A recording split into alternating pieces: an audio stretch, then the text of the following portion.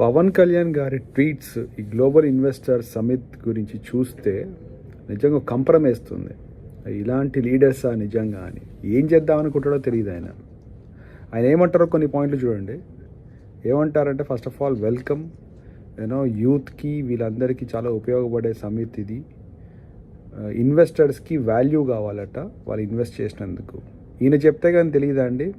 అంబానీ, ఆదానీ, జిండాల్ వీళ్ళందరూ కొన్ని సంవత్సరాల తరబడి 1,00,000 కోట్లలో బిజినెస్ చేస్తున్నారు. వాళ్ళకి తెలీదా వాల్యూ ఉంటే కానీ ఇన్వెస్ట్ చేయొద్దని? ఈయన చెప్తే కానీ తెలియదు. 12th failed candidate. ఇంకోటి ఏమంటారంటే, ఈ 2 రోజులు గొడవ చేయొద్దు, మనం ఏమనద్దట. చాలా మెహర్బానీ చేస్తున్నారు ఆయన. థ్యాంక్స్ పవన్ కళ్యాణ్ గారు, మీరు నిజంగా మనసున్న మహానుభావులు. మీరు చాలా కైండ్, జాలి చూపెడుతున్నారు జగన్ గారి గవర్నమెంట్ మీద. Thank you so much.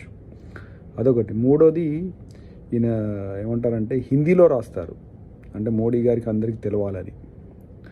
నిజంగా పవన్ కళ్యాణ్ గారు మీ ట్వీట్లు, మీరు ఇంకోటి చెప్పారు ఏంటి, అన్ని చోట్ల ప్రోగ్రెస్ చేయండి, ఒకటే విశాఖపట్నం కాదని.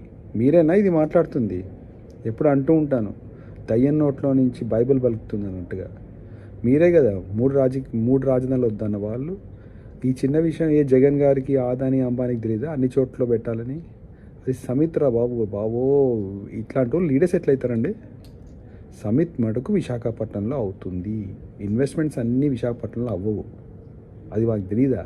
ఇలాంటి ట్వీట్లా మీరు చేసేది? కాబోయే సీఎం అని మీరు అనుకుంటారు, ప్రజలు ఎవరు అనుకోవట్లేదు, వేరే విషయం. ప్రజలకు ఒకటే విజ్ఞప్తి, దయచేసి ఇలాంటి వాళ్ళని ఓట్ వేయకండి. సీఎం మర్చిపోండి, ఎమ్మెల్యే కూడా చేయకండి. It's a very big risk to AP state. Bye.